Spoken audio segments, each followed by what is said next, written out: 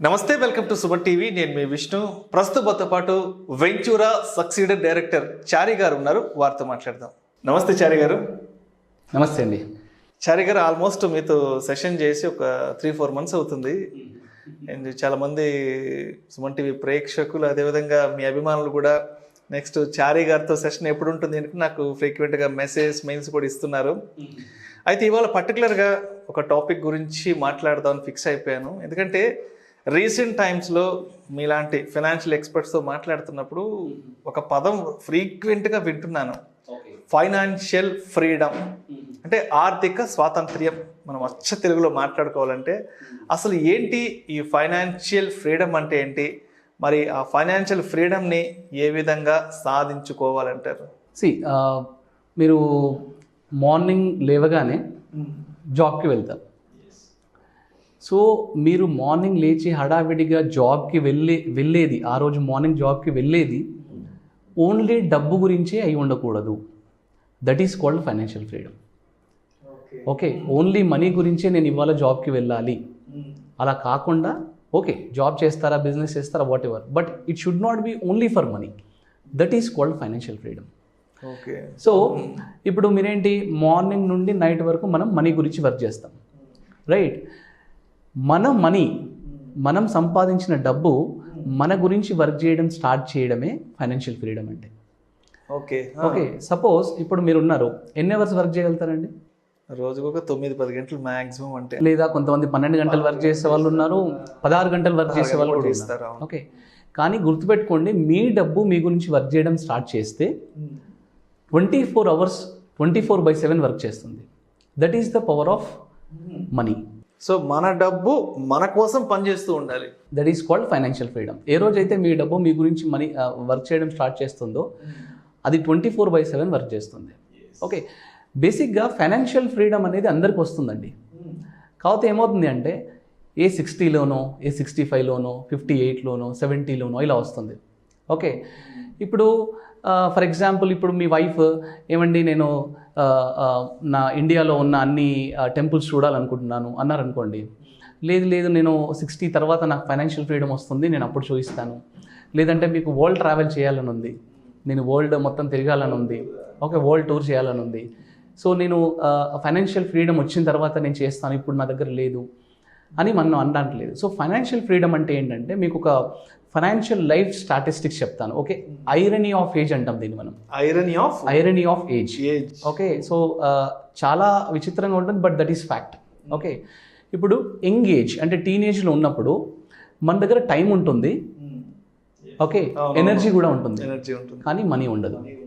Okay, suppose middle age, adult ఏజ్కి వచ్చేసరికి ఏమవుతుంది అంటే మన దగ్గర మనీ ఉంటుంది, ఎనర్జీ కూడా ఉంటుంది, కానీ టైం ఉండదు.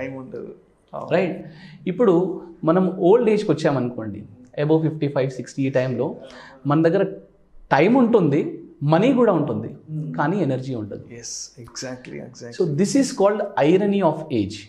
ఓకే, ఎప్పుడైతే మీ దగ్గర టైమ్, మనీ అండ్ ఎనర్జీ ఇవి 3 కలిపి ఉంటాయో దాన్నే ఫైనాన్షియల్ ఫ్రీడమ్ అంటాము. That is called financial freedom. Okay, so ఇప్పుడు ఈ ఫైనాన్షియల్ ఫ్రీడమ్ రావాలంటే ఏం చేయాలి? ఓకే, మన దగ్గర టైమ్, మనీ, ఎనర్జీ ఇవి 3 ఉన్నప్పుడే మన అన్నీ ఒకే టైంలో ఉండాలి అంటే ఏం చేయాలి? ఓకే, సో చాలామందికి ఒక అపోహ ఏముందంటే, ఎక్కువ డబ్బులు సంపాదించే వాళ్ళకు ఫైనాన్షియల్ ఫ్రీడమ్ తొందరగా వస్తుంది అనుకుంటారు. తప్పు. ఫైనాన్షియల్ ఫ్రీడమ్ ఎప్పుడు వస్తుందంటే కరెక్ట్గా ప్లాన్ చేసిన వాళ్ళకు. అంటే నేను ఇది ప్రాక్టికల్గా నా దగ్గర ఉన్న నా క్లయింట్స్ని చూసి నేను చెప్తున్నాను.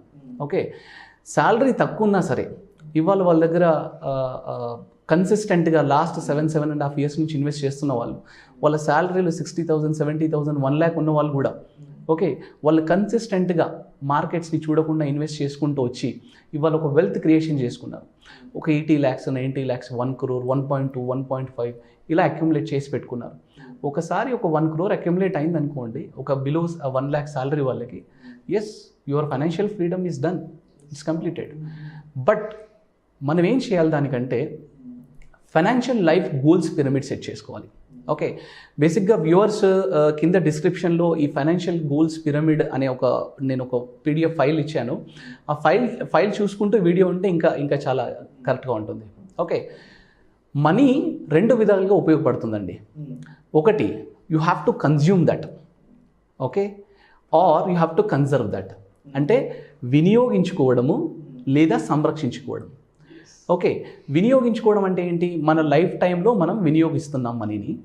లేదా సంరక్షణ, ఎందుకు సంరక్షిస్తున్నాం? మన పిల్లలకి లెగసీ ఇవ్వడానికి సంరక్షిస్తున్నాం. Either you have to consume or conserve. మీరు కన్జ్యూమ్ చేయాలన్నా ఇదే పిరమిడ్లోకి వస్తుంది, కన్జర్వ్ చేయాలన్నా ఇదే పిరమిడ్లోకి వస్తుంది.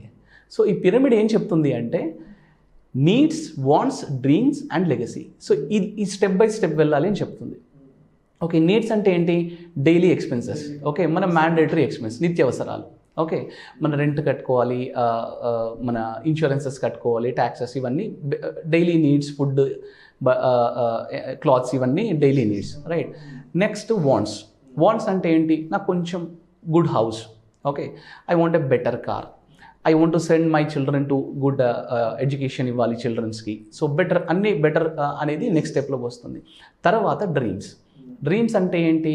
Nothing but financial freedom. అంటే డ్రీమ్స్ అంటే I want to do a holiday, I want to go for a world travel. Okay, నాకు చారిటీ చేయాలని ఉంది. This is also one of the dream. Okay, so dreams చాలా మందికి ఉంటాయండి. Financial freedom achieve అవ్వాలని చాలా మందికి ఉంటాయి, డ్రీమ్స్ ఉంటాయి. కానీ కొంతమంది అచీవ్ అవుతున్నారు. ఎందుకంటే వాళ్ళ దగ్గర డబ్బు లేక కాదు, వాళ్ళ దగ్గర ప్లానింగ్ లేక. ఓకే, రైట్ డైరెక్షన్లో ప్లానింగ్ చేయాలి. దీనికి మనం ఏం చేయాలంటే డ్రీమ్ ప్రాక్టీస్ పెట్టుకోవాలి. What is this dream practice? Okay, dream practice అంటే ఏంటంటే we call it as SLGR formula అంటాం దీన్ని మనం. Okay, S stand for security, L stand for liquidity, G stand for growth and R stand for review.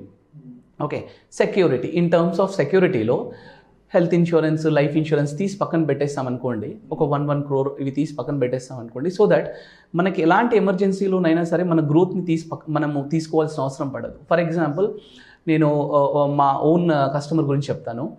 ఆయన invest చేసుకుంటూ వచ్చారు, ఇన్సూరెన్సెస్ని neglect చేశారు. Covid టైంలో ఏం జరిగింది?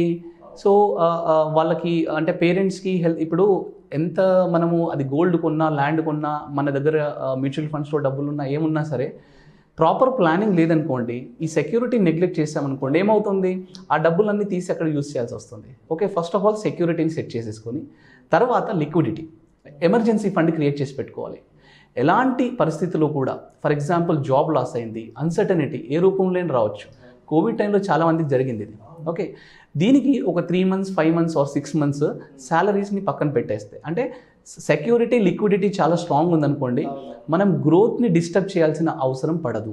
గుర్తుపెట్టుకోండి, గ్రోత్ ఈజ్ వెరీ ఇంపార్టెంట్. అది కన్సిస్టెంట్గా వెళ్తూ ఉండాలి. దానికి మధ్యలో డిస్టర్బెన్స్ దేని ద్వారా వస్తుంది? ఏదైనా ఎమర్జెన్సీస్ ద్వారా. సో సెక్యూరిటీ, లిక్విడిటీ పక్కన పెట్టేసుకుంటే గ్రోత్ డిస్టర్బ్ అవ్వకుండా ఉంటుంది. ఓకే, దీన్ని రెగ్యులర్గా రివ్యూ చేస్తూ ఉండాలి. సో SLGR, ఈ స్ట్రాంగ్ బేస్మెంట్ని స్ట్రాంగ్ బేస్మెంట్ని స్టెప్ బై స్టెప్ వేసుకుంటూ వచ్చామనుకోండి, కన్సిస్టెంట్గా, ఫోకస్డ్గా, కరెక్ట్గా వెల్త్ క్రియేషన్ ఫార్ములా.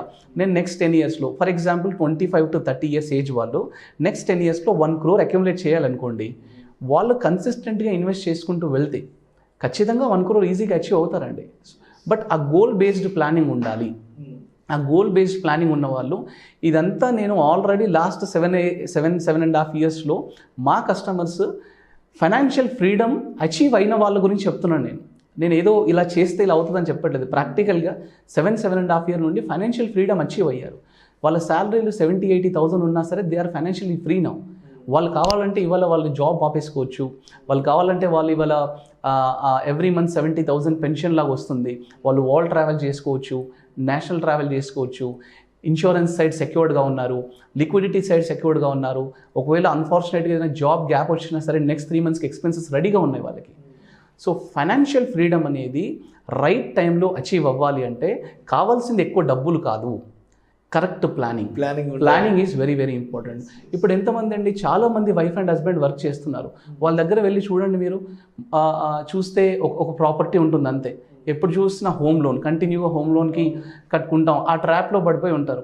మరి వాళ్ళ దగ్గర ఏమైనా అక్యుములేట్ అయిందా లాస్ట్ 10 years నుంచి? మరి వాళ్ళు ఏం చేస్తున్నారు డబ్బు అంటే ఏం తెలియదు. ఎందుకంటే వాళ్ళ దగ్గర డబ్బు లేక కాదు, కరెక్ట్గా ప్లానింగ్ లేక. ఓకే, ఫైనాన్షియల్ ఫ్రీడమ్ అనేది రైట్ టైము, ఎనర్జీ, మనీ అన్నీ ఉన్నప్పుడే రావాలి. ఎప్పుడో 60లో 70లో వస్తే దాన్ని ఫైనాన్షియల్ ఫ్రీడమ్ అన్నారు. దాన్ని రిటైర్మెంట్ అంటారు, retirement. Right? So financial freedom అంటే ఇది. దీన్ని అచీవ్ అవ్వాలంటే ఇలా ప్లానింగ్ చేసుకోవాలండి. థ్యాంక్ యూ సో మచ్ చారి గారు. నేను ఎప్పటి నుంచో అడగదాం అనుకుంటున్న ఈ ఫైనాన్షియల్ ఫ్రీడమ్ అనే అంశం గురించి మా ప్రేక్షకులకు చాలా డీటెయిల్డ్గా, చాలా సావధానంగా ఎక్స్ప్లెయిన్ చేశారు. Thank you so much sir. Thanks అండి, థ్యాంక్ యూ.